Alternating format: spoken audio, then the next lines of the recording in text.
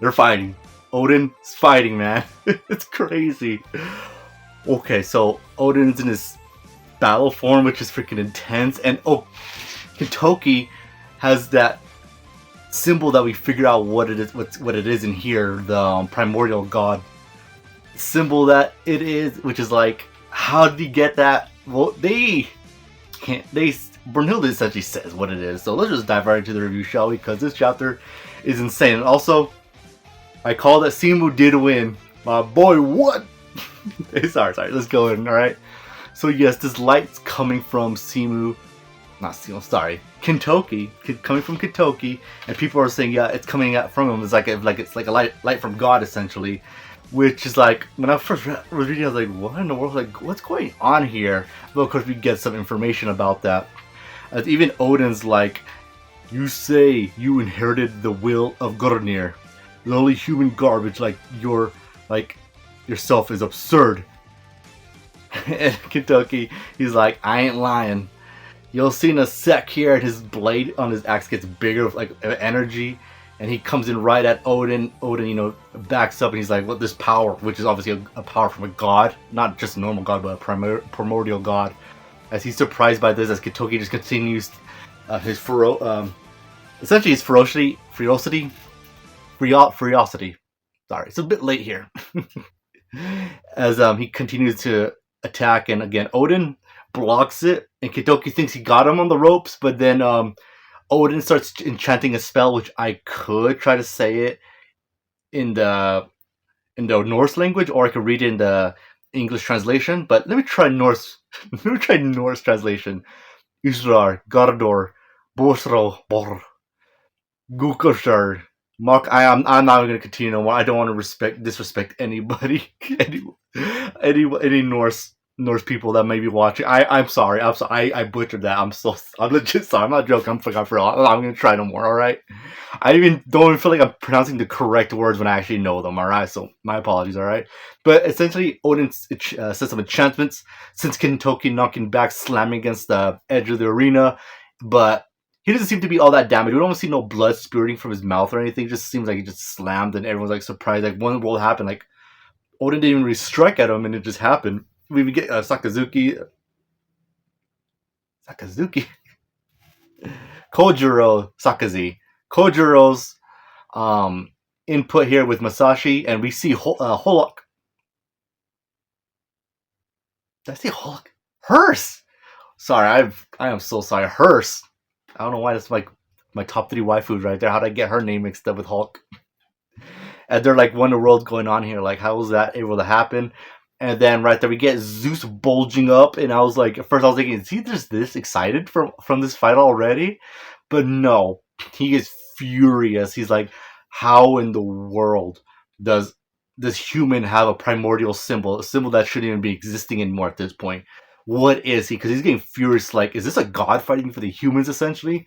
And Brunhilde is essentially saying, no, Kentoki, he's not a god. He's a human, but he does have some primordial blood in him, which is why he's able to use this, which surprises Zeus, and I'm not gonna surprise me too. I was like, what the frick? Like, how did this happen? Like, I'm gonna assume that Kentoki's family probably inherited something from the primordial gods, because we do get confirmation in this chapter that the primordial gods are more or less extinct. They're gone essentially. And so I'm thinking that a part of the family like probably gave it to probably a human that kept passing down until eventually just reach Kentoki. That's what I'm assuming happened. But again, I'm not sure, because again, primordial gods, like we saw Izanagi, right? He was alive when he fought the primordial gods. He helped seal the original primordial gods, and he's still alive. But was he a primordial god? I believe he was, but now he's a god. I guess he just took the title of god, but he might still be primordial. I'm not entirely 100% sure anymore at this point. I'm assuming he's primordial, but again, I'm not sure. But yes, so then we cut to essentially Kentoki just essentially says everything that we already know from the manga, that Odin was a nameless god, and he inherited the god of the chaos primordial gods, and he knows the tragedy of the Goldenir people, as well as its sole survivor. So I'm assuming, yes, it's Odin, the nameless god, essentially. As the gods are like, what in the world is he talking about? And we get Aphrodite, yes. And of course, he, she was like, "Come on, I don't even care about this. Come on, just keep fighting, fighting." I mean, that's a lot of. I'm not gonna lie, a lot of fan base is kind of like that. Like, come on, let's just fight. Let's fight. Who wins? Then we get Thor watching Thor. If I had a bet, if he knew some of this, if I had a guess, I would say probably. If not, he suspects a lot of it, which is very interesting for Odin, or sorry, for Thor, because Thor again, he's mostly quiet, but when he speaks, I mean, like people listen. He does listen. Like he stopped Odin from killing Beelzebub and Buddha. And if you guys think that Odin can't do that, okay, granted we haven't seen Odin really throw down all that much, but I'm assuming he could probably beat them, beat wounded Beelzebub and Buddha that's missing an eye. I'm just saying. I'm just saying. I could be wrong, but I'm just saying. And then Ares makes a comment like, "Oh, this is just a joke," and I like Hermes. He's like, "Brother, hush for a sec. We're getting some flashbacks here. We need to see this." And then we cut to the Goldenir people. Excuse me. They were a pitiable group of gods who had been purged from the histories of Valhalla. It was a tragedy, born from the beliefs of a certain primordial god. No, it was related to the entry of Ragnarok, the truth of the world. So we're gonna get some backstory here. These gods probably here were the ones that wrote down Ragnarok. Why? Maybe to give humanity, a fighting edge, a fighting chance against the gods eventually. Hopefully that they'd be strong enough to be able to stand up to the gods and defeat them. Maybe one day so they could continue their survival. Ooh, that's wild, guys. This is so wild. As we get a goddess here, her name's Erin. Again, I'm assuming that's how it looks like it's pronounced or spelled, but if I'm wrong, please let me know. And then we get this god here, or this primordial god named Goldenir, which is yeah, the whole thing right here involving this god as he's saying, he's trying for his wife that he made something amazing. It's going to be able to help them out a lot, and he's happy about it.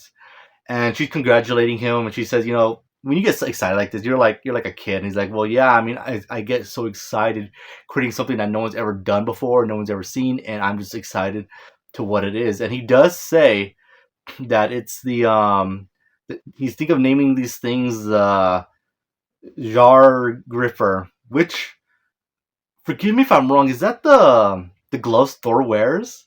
I could be wrong, but if it is, these can't be the same ones that Thor wore against Lubu, right? Like, it can't be because Lubu destroyed one of them. I mean, it could still be, but I don't know. Maybe Lubu's just that strong, right? That we don't know. I still say he's probably one of the strongest humans, but all the other humans just have like better abilities. That's why I always put them more or less above Lubu. I mean, sorry, I like Lubu, but come on, all the other humans are like better fighters.